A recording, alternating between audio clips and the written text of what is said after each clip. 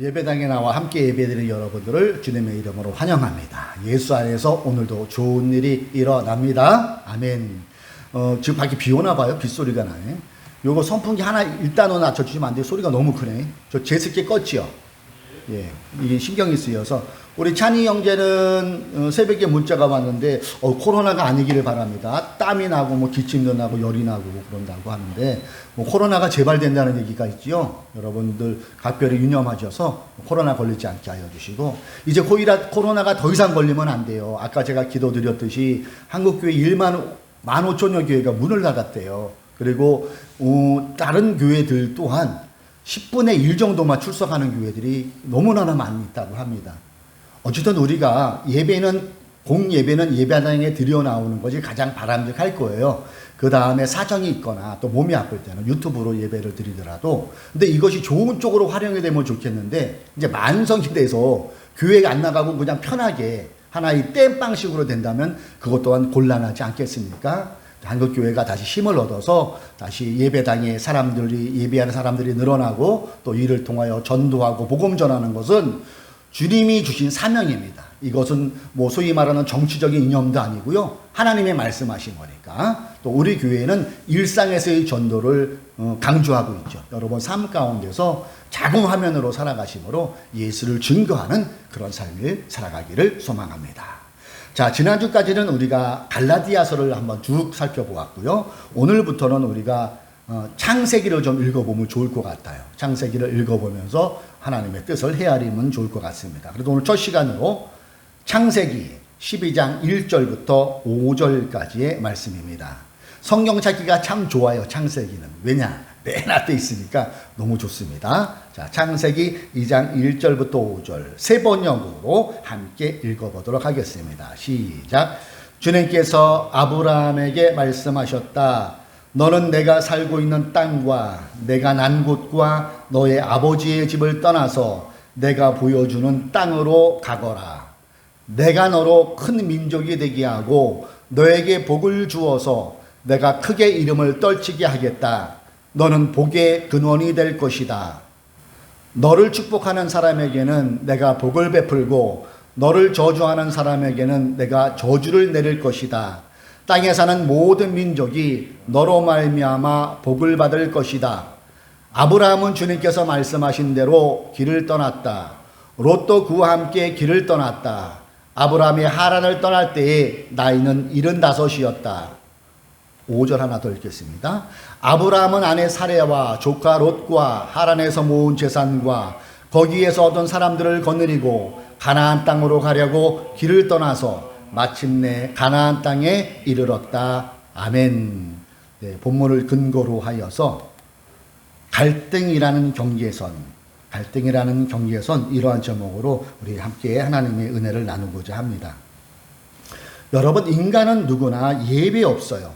희로애락을 느끼고 또 그렇게 살아가게 되어 있습니다. 즉 기쁨, 노여움, 슬픔, 즐거움, 이것을 희로애락이라고 하죠. 이 희로애락을 느끼고 살는데, 오늘을 살아가는 우리뿐만이 아니라 우리 조상들, 오늘 성경에 써져 있는 약 4,000년 전의 그들도 이 희로애락을 동일하게 느끼며 살아갔다는 거예요. 오늘 본문에 등장하고 있는 사람은 아브라함이죠. 그는 4,000년 전의 인물이고 팔레스타인 지역, 메소포타미아 지역에서 살고 있었던 사람이에요. 성경은 그를 일컬어서 뭐라고 표현하냐면은 믿음의 조상이라는 이런 수식어를 갖다 놓곤 합니다. 아브라함, 믿음의 조상. 믿음의 조상 아브라함은 예수님도 그를 인용하였고요. 지난 시간까지 우리가 살펴보았던 갈라디아서를 썼던 사도 바울도 그를 인용할 정도로 믿음의 조상 아브라함은 누구도 넘볼 수 없는 넘사벽의 존재임은 틀림이 없는 것 같습니다. 이런 그에게도 희로애락은 있었어요. 기쁨, 화남, 슬픔, 쾌락, 우리와 똑같았다는 것이죠. 성경은 아브라함이 175세, 지금으로 따지면 엄청난 거죠. 175세까지 사는 사람은 없었는데, 그 당시에 고대 지역에는 이 성경을 보면은 969세인가요? 무두셀라는 굉장히 오래 살았죠. 예, 아브라함은 175세까지 살았다고 기록되어 있어요. 그리고 본문 4절에 보면은 그가 하나님의 부르심을 받게 되었는데 몇 살에 부르심을 받는다 보니까 75. 네. 우리 지금 나이를 보면 노년 중에 이제 돌아가실 날, 요단강을 건너가기 하루 이틀 남겨놓은 그런 상황이에요. 근데 그때는 오래 살았기 때문에 지금의 나이로 환산한다 보면은 제 나이쯤, 약 중년의 나이쯤에 하나님으로부터 부르심을 받은 것 같습니다. 본문 1절입니다. 주님께서 아브라함에게 말씀하셨다. 너는 내가 살고 있는 땅과 내가 난 곳과 너의 아버지 집을 떠나서 내가 보여주는 땅으로 가라. 하나님이 아브라함을 부르십니다. 그리고 그가 지금 제2의 고향으로 살고 있는 하란을 떠날 것을 말씀하고 계시죠. 그러면서 하나님은 아브라함에게 그가 터잡고 지금까지 살고 있는 하란을 떠난다면 그에게 2절, 3절의 내용을 약속해 주고 계세요. 내가 너로 큰 민족이 되게 하고 너에게 복을 주어서 내가 크게 이름을 떨치게 하겠다. 너는 복의 근원이 될 것이다. 너를 축복하는 사람에게는 내가 복을 베풀고 너를 저주하는 사람에게는 내가 저주를 내릴 것이다. 땅에 사는 모든 민족이 너로와 말미암아 복을 가질 것이다. 한 마디만 들어도 이렇게 싹 쏠릴 것 같은 그런 엄청난 약속의 제안을 하나님께서 하고 계신 거예요. 그리고 정말 아브라함은 하란을 떠납니다. 여기서 우리가 참고할 것은 지역에 대한 것을 좀 우리가 이해할 필요가 있어요. 하란이라는 지명이 나오는데 원래 아브라함은 그의 아버지 데라와 함께 맨 처음에 그의 고향이 어디냐 하면은 갈대아 우루 지역에서 살았다고 이 11절, 우리는 오늘 12장을 읽었지만 11장에 보면 나오고 있어요. 그러니까 지금 이 지역이 어딘가 봤더니 쿠웨이트 지역, 이라크 지역, 중동 지역이더라고요. 예. 그래서 우루에서 살다가 아버지와 함께 하란으로 약 1000km 떨어진 오늘 본문에 나온 하란으로 이동하게 되지요. 그리고 하나님께서는 그를 어디로 이끌어 가십니까? 지금의 이스라엘 지역이 있는 팔레스타인 지역. 하란에서 우루에서 하란까지는 약 1000km고 하란에서 가나안까지는 800km. 가늠이 되시나요? 서울에서 부산, 부산에서 서울, 왕복 거리로 생각하면 될 것 같아요. 이 거리를 말하고 있어요. 근데 여기서 우리가 질문 하나를 할 수가 있어야 돼요. 그것은 아브라함이 하나님의 이 약속의 말씀을 듣고 바로 하란을 떠나서 가나안 쪽으로 향했을까요? 그에게도 우리처럼 희로애락이 있다고 제가 좀 아까 말씀드렸는데, 희로애락, 생각이 있다면은 이 결정은 결코 쉬운 결정이 아니었을 겁니다. 3절에서 4절이 쓰여질 때까지는 일정한 시간이 반드시 흘러갔을 것이라고 우리는 예상해 볼 수 있어요. 3절과 4절로 넘어오는 요 사이에서 아브라함의 갈등을 읽어낼 수 있어야 될 것 같아요. 아브라함의 갈등. 당시 아브라함은 아버지 데라를 모시고 그들의 원래 고향인 우르를 떠나서 오랜 세월 동안 하란을 제2의 고향으로 생각하며 살아왔어요. 그런 이미 결혼도 했습니다. 경제적으로도 부유했어요. 이웃들과도 친하게 되었습니다. 그가 태어난 우루 지역과 이사해서 정착해졌던 하란은 당시 수메르 문명이라고 여러분 들어보셨을 거예요. 아주 고대 문명이었던 이 수메르 문명은 아주 고대 문명에 속하고 또 그 당시에 문명의 꽃을 피웠던 지역이지요.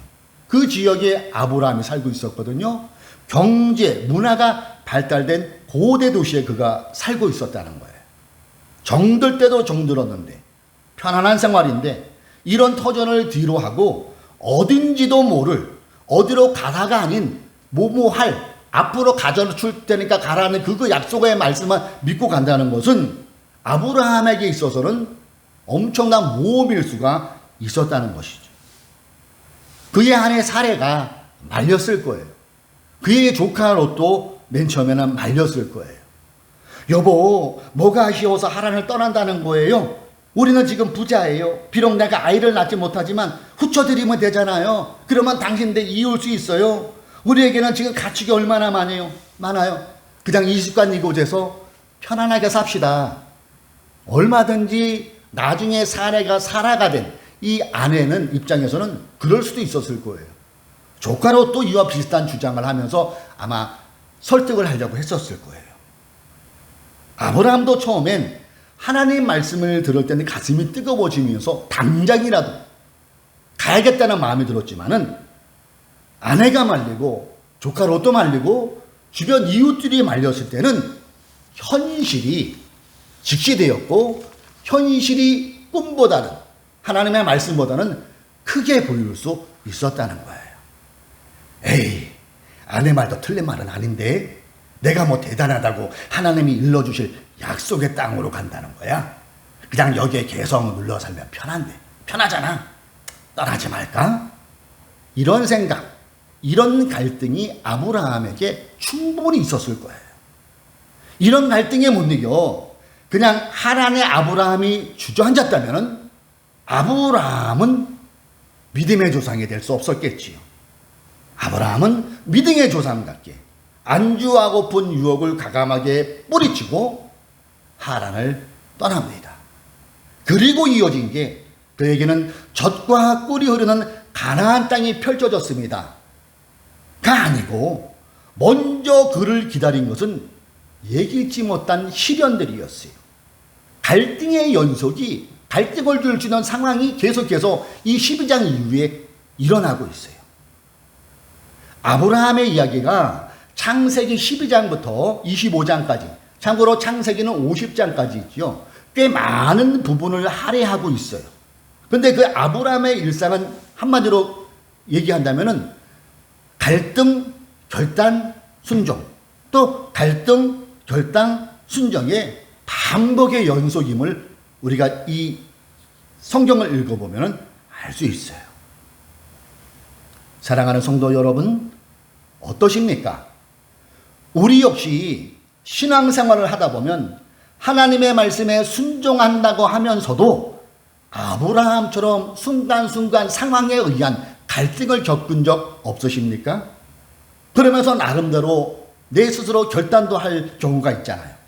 때로는 그 결단이 하나님이 기뻐하시는 결단이 될 때도 있지만 때로는 세상이 좋아하는 결단을 할 때도 우리에게는 있다는 거예요. 여기에서 우리는 아브라함이 왜 믿음의 조상이라는 호칭을 받았는가 하는 이유 중에 한 가지를 발견할 수가 있어요. 그것은 아브라함이 겪는 이 갈등은 하나님 밖에서가 아니었어요. 하나님 안에서의 갈등이었어요. 갈등을 하나님 안에서. 바로 이게 아브라함이 믿음의 조상이라는 칭호를 받았던 이유 중에 하나였을 것입니다. 여러분, 인간에게 이성이 있는 한, 희로애락이 있는 한, 지정의가 있는 한 갈등은 당연한 거예요. 간혹 어느 사람 보면 나 갈등 없어 이렇게 얘기하는 사람 간혹 있어요. 이런 사람들은 어떻게 보면은 돌봐드릴 사람이죠. 어떻게 사람이 모든 상황 속에서 이익과의 관계에서 갈등이 하나도 없을 수가 있어요. 이상한 거죠. 예. 문제는 그 갈등에는 경계선이 그려져 있다는 거예요. 보이지 않는 경계선. 자, 제가 여기에 그림을 하나 띄울게요. 축구장이죠, 축구장. 어제 손흥민 선수 토트넘 친선 경기 했나요? 못 봤네요. 예. 이 경기장이에요, 경기장. 축구 경기장. 그럼 여러분이 화면을 가만히 봐도 알겠지만 여러분 이미 아는 게 이 축구 경기장에는 선이 있잖아, 흰 선으로. 거기 넘어가면 쭉 하면서 주심이 휘스를 불죠. 아웃이라는 거예요. 경계선을 축구할 때 경계선을 벗어나면 안 돼요. 경계선 밖에서 골을 넣어도 아무리 멋진 골을 넣어도 그건 골로 인정이 안 됩니다. 이처럼 예수를 믿는 우리들은 아브라함처럼 갈등이라는 경계선에 서 있을 때가 있다는 겁니다. 그럴지라도 하나님의 품 안이라는 경계선 안에서 갈등을 가지고 지지고 볶고하면은 결과가 나온다는 것이죠. 요 안에 선수들은 밖에서 게임 안 하잖아요. 안에서 반칙을 하든 골을 넣든 골을 먹든 이 안에서 다 이루어지듯이 우리의 갈등이 하나님 밖에서 하는 갈등이 아닌 힘들지라도 언제나 그 경계선 안, 즉 하나님 품 안에서 겪는 갈등이 되어야 된다는 거예요. 그럴 때 하나님이 개입해 주시고 그럴 때 하나님의 놀라운 은혜도 우리가 아브라함처럼 체험할 수 있다는 것입니다. 아브라함을 비롯한 성경에 등장하는 인물이 약 5천 명이 채 안 된다고 하더라고요. 저도 일일이 써보지는 않았는데 5천여 명의 사람들이 등장하는데 하나님, 이 중에서 하나님의 사람이라고 칭함을 받는 사람, 인정을 받는 사람 모두는 한결같이 그의 갈등을 하나님이라는 경계선 안에서 풀어냈다는 거예요. 여러분 구약에 보면은 엘리야 선지자 나오잖아요. 엘리야. 그가 하늘에 불을 내려서 바알과 850대 1로 이겼던 대단한 사람이잖아요. 그는 죽지도 않고 그냥 불병 같다고 하늘로 올라가 버렸어요. 죽지 않고. 그런 위대한 사람인데 그에게도 번화한 옷이 왔었잖아요. 이세벨이 그를 죽이긴다고 협박할 때 무서워가지고 그리시네가로 가가지고 그리시네가 그 나무 밑에서 로뎀 나무 밑에서 죽기를 하나잖아요. 어떻게 보면 자살 충동이 일어날 수도 있었을 거예요. 그런데 그의 갈등도 어디서 풀어요? 하나님 밖이 아닌 하나님 안에서 자기의 마음을 탄식을 하나님께 풀어놓는 것을 우리는 성경에서 볼 수 있어요. 신약으로 넘어와 예수님의 수제자라는 베드로 보세요. 그 역시 3번이나 주님을 부인하고 갈등했지만 그 갈등을 세상으로 풀어낸 게 아니라 그 갈등조차도 하나님에서 풀어냈다는 거예요. 감리교의 창시자, 세계는 나의 교고로 가가했던 존 웨슬리 역시 그는 맨 처음에 선교 사역에 있어서 완전한 실패를 보았어요. 그러나 그 실패를 맞고 다시 돌아갈 때 그 벤세의 선상에서 풍랑을 만났을 때 모라비안 교도들이 그 풍랑을 무서워하지 않으며 하나님을 찬양하는 그 모습을 보면서 갈등 속에서 하나님을 만나게 돼요. 조용기 목사님, 그는 여의도의 또 허허벌판에 10,000명이 들어가는 성전을 짓고 엄청난 오일 쇼크가 와서 죽음 직전까지 자살 충동이 있을 적이 있어요. 그의 갈등 또한 하나님 안에서 풀었다는 거예요. 각자에게 다가오는 갈등을 세상이 아닌 하나님 품 안이라는 경계선 안에서 갈등했습니다. 그들은 경계선 밖으로 나가서 갈등을 해결하지 않았다는 것이 오늘 우리가 읽은 본문 이후로 펼쳐지는 아브라함의 삶을 보면은 계속해서 갈등의 연속, 계속해서 결단의 연속임을 보게 돼요. 그래도 아브라함은 이 모든 갈등과 결단을 하나님 안에서 하였다는 것을 오늘 우리는 마음에 새겨야 될 것입니다. 그리고 하나님 안에서의 이러한 갈등은 아브라함이 그분의 보호하심을 체험하는 은혜로 이어져 버려요. 175세를 살았던 아브라함 생애에서 하나님 안에서의 크고 작은 갈등은 그에게 하나님의 보호하심, 하나님의 지켜주심을 체험하는 그 축복으로 갔다는 거예요.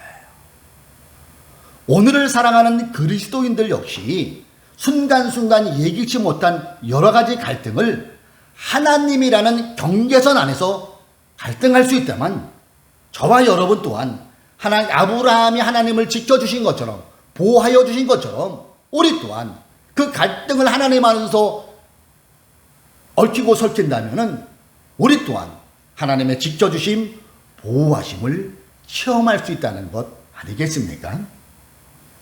자, 그렇다면 여기서 구체적으로 하나님 품에서의 경계선을 뭘 말하는 걸까요? 좀 더 깊이 생각해 본다면 창세기 12장부터 25장에 이르는 아브라함의 행정을 이렇게 따라가 보면요, 반복해서 중간에 한 번씩 불쑥 튀어나오는 구절이 있더라고요. 그것이 뭐냐면은 제단을 쌓다라는 단어예요. 제단을 쌓다. 창세기 12장 7절에 이런 말씀이 나오더라고요. 그가 그곳에서 제단을 쌓고, 8절도 보면은 여호와께 제단을 쌓고, 하나 더 찾아볼까요? 창세기 13장 18절에도 이와 같은 말이 나와요. 여호와를 위하여 제단을 쌓았더라. 제단은 오늘날 무엇을 말할까요? 그래요, 우리의 지금 이 모습, 예배를 말하는 것이잖아요. 아브라함은 갈등 중에 잊지 않고 한 일이 무엇이었다는 거예요? 당시 예배를 드렸다는 거예요. 이런 의미로 저는 본문을 기준으로 하여 예배를 새롭게 정의해야 될 필요를 느껴봅니다. 예배를 어떻게 정의하느냐? 본문을 근거로 할 때 예배는 하나님의 경계선을 견고히 하는 작업이다. 예배는 하나님의 경계선을 단단히 하는 작업이다. 예배는 하나님의 경계선을 잘 보이도록 재보수하는 긋는 작업이다. 이렇게 정리할 수 있지 않겠어요? 그래요. 사람치고 나름대로의 갈등 고민이 없는 사람은 사람이 아닐 거예요. 돈 많은 사람들 부자를 걱정하고 고민 없을까요? 다 있어요. 대형교회 목사님들은 고민 없을까요? 얘기 들어보면 얘기치 못하는 그런 여러 가지 갈등과 고민 그분들도 많더라고요. 우리는 여러분 어떻습니까? 젊은이들 보면 취업의 갈등, 그렇죠?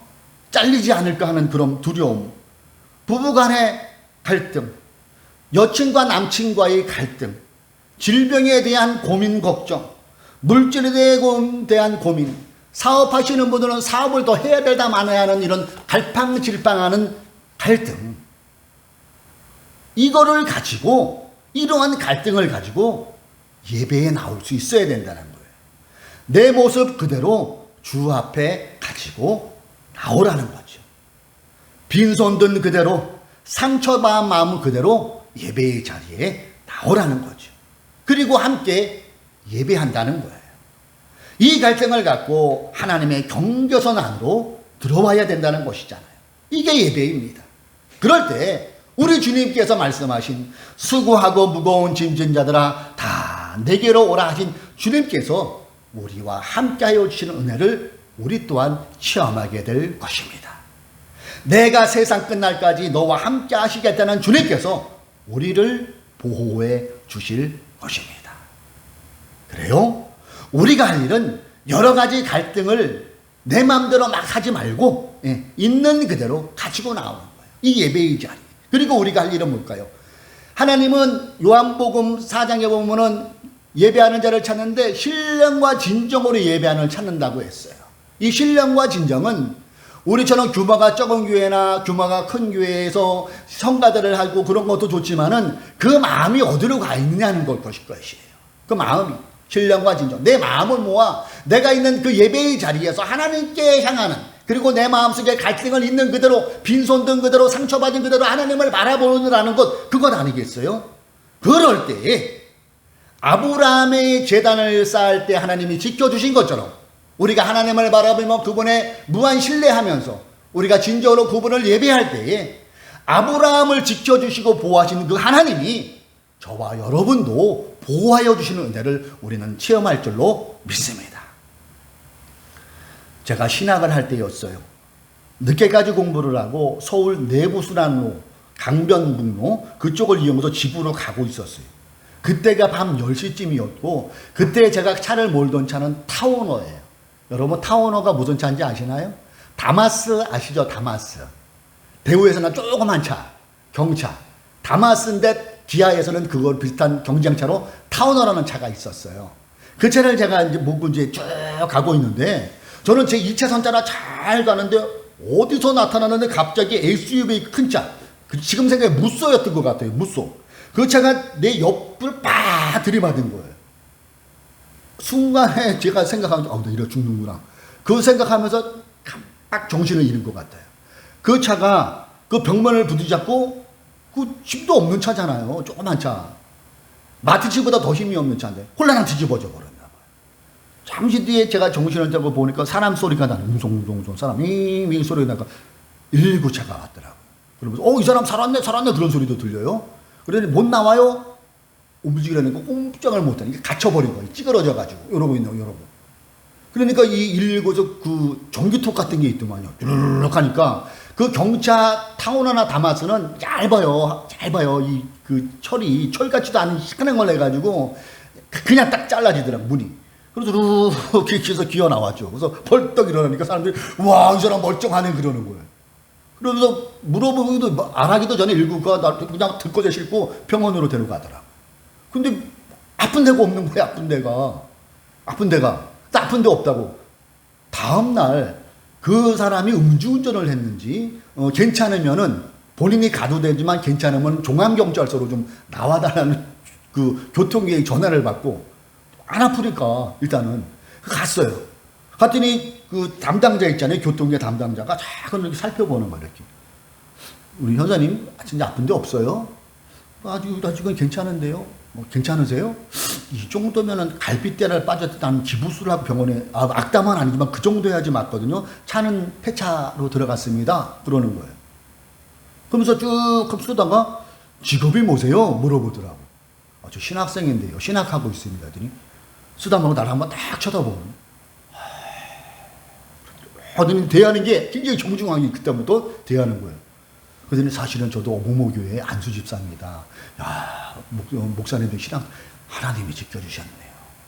그래서 다 마치고 나오는데 저를 또 하는 거 따라 나오는 거 배움까지 하는 거예요. 제가 그게 크게 뭐 유명한 사람도 아닌데 배움까지 하더니 어느새 그의 주머니에 캔커피를 갖고 나와서 내 손에 꼭 쥐면서 드리번거리면서 야, 우리 전도사님이시네요. 신학생이니까 전도사님은 하나님이 지켜주셨네요. 하나님이. 하나님. 그때 제가 느낀 게 하나님이 지켜주시는구나. 하나님은 보호하여 주시는구나. 예수를 믿는 그 사람은. 그때 저에게도 갈등은 있었거든요. 근데 그때 제가 했던 게 뭐냐면은 일천철회를 하는 기간이었어요. 일천철회가 뭐냐면은 매일 저녁 11시부터 다음날 새벽 3시까지 하루도 안 걸고 철회를 하는 기간이었어요. 그때 제가 매치된 게 뭐겠어요? 예배를 드리는 자는 하나님이 지켜주시는구나. 도와여 주시는구나. 그것을 제가 피부로 느꼈던 적이 있습니다. 갈등이라는 경계선, 하나님 품 안에서 갈등할 때 우리는 그분의 보호하심을 체험할 수 있는 거예요. 사랑하는 성도 여러분, 지금 무엇 때문에 갈등 중이십니까? 아니면 무엇 때문에 고민 중이십니까? 그럴수록 아브라함처럼 하나님의 경계선 안으로 들어오십시오. 아브라함은 아내를 뺏기는 수모를 당했어요. 목숨의 위태함도 당했어요. 기근이 심해서 생계가 위협을 받았어요. 이런 갈등을 아브라함은 하나님 아니라는 경계선 안에서 갈등했다는 거예요. 그리고 제단을 쌓았지요.